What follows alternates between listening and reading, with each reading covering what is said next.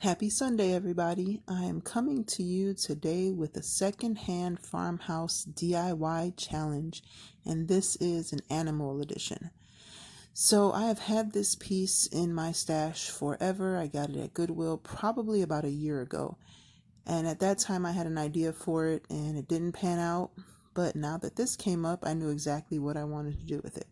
So, I pulled it out, cleaned it up, sanded it down, and I gave it 3 coats of Art Minds chalk paint. I can't remember the color of it. I will put a link in the description box with the color.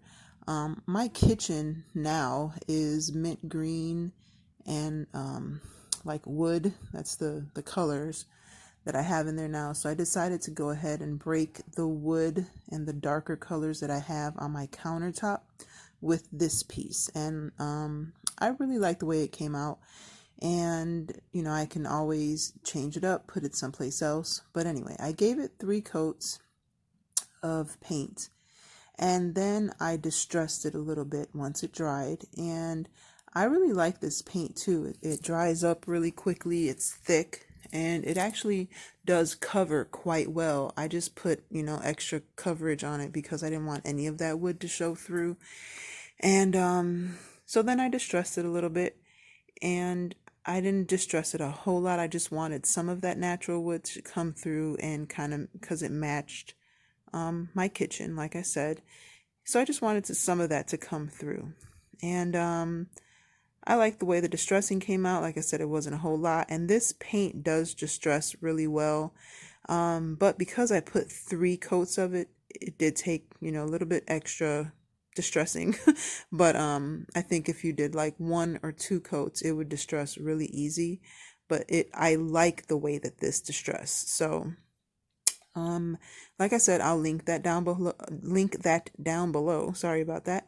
I'll also be linking the channels to the hosts for this challenge that I'm doing today and that I'm participating in. It's hosted by Yvonne from Ginger Chick Rehab and Janny and Diane from Deco Easy. And you definitely want to go check out their channels. They just come up with some really, really good DIYs, and they're just awesome. So I would definitely check them out, and I'll also link the playlist. So this little drawer had an insert, like a divider in it. So I took it out because I wanted it to just be one open drawer so that I can put like mail or coupons or menus, stuff like that in there. And when I took that divider out, there were nails, so I had to fill in one of the holes, and I figured since the divider was in the middle, I could just use the top hole for the knob. So then all I had to do was just kind of drill it and make it a little bit bigger so that I can fit the screw in there. And I filled in the bottom hole with some spackle because I couldn't find my wood filler. So I just used some spackle and it worked fine. And then I just kind of covered it up and painted it, and it was fine. So that worked out really well. And so I also was debating whether I wanted to use that handle that you see there to the left or if I wanted to use a knob. And I really liked the way, I'm not a handle, the drawer pull. I really liked that wood one that's down there, the darker one, but I don't know, something about it just kind of made it looked like a dresser drawer, rather than something that would be like in your kitchen or anywhere else. And I just didn't like the way it looked. It was weird. I liked it, but I didn't like it. But it just wasn't the look that I was going for this piece. How about that? I guess that's the best way to put it. So I decided to go with this just plain round knob. And it's a natural wood right now. So I take my Waverly antique wax and just give it 1 coat.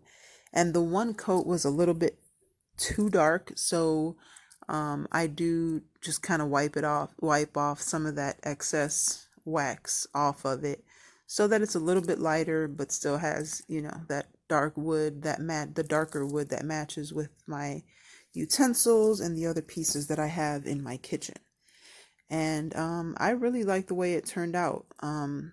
So that's, but if you find pieces like this at the thrift store or garage sales or anything like that, and you find them, I generally, when I find wood pieces, do not paint them. I'm pretty consistent about not painting over wood, but I just felt like my kitchen needed a little bit of some color aside from the utensils that I have in there, at least on my countertop. So I thought this would be the perfect color and the perfect piece to do it with. And so that's what I did. And so now I just took my heat gun, I dried up that spackle, tried to dry it quicker just because I'm impatient and I wanted to hurry up and finish painting it. So because of my impatience, I had the heat gun on there just a little bit too long and it started to bubble up the paint. So tip, if you're using a heat gun, do not leave it on a spot or use it on high, because it will bubble up your paint or it'll crackle it, if that makes sense. So just kind of keep it moving, use it on low or whatever. So it was okay. All I did was add another coat of paint and then I sanded it down and it was fine. So no problem. And there was still a little bit of an indentation, but it wasn't a big deal. Number one, the knob was going to be there, and number two, it's an old piece of wood, so it had a bunch of like notches in it anyway. So I take my Dremel tool instead of my drill, because I actually don't have a drill. I usually use my son's, but my son bought me this Dremel tool and I don't use it that often. And I should, because it has so many different features that I could definitely, benefit from. But I think I just forget in the moment that I have it, and just forget to use it. So anyway, I went ahead and I put the screw in for the knob. I put the piece together, and I really liked the way it came out, and I thought it was good enough like that. But number one, this is an animal challenge, and number two, I had these two pieces left over from these cute little frames that I got at Dollar General. They were like little wood frames, and they had chicken wire, and these were on top of them. But I had pulled them off and decided that they would look cute on this piece. So I just used some double-sided tape instead of glue, hot glue, because I didn't want it to be like sticking out. I wanted it to be flat. And so yeah, I just used the double-sided tape and it worked perfectly. And I put one on each side and I thought it came out cute.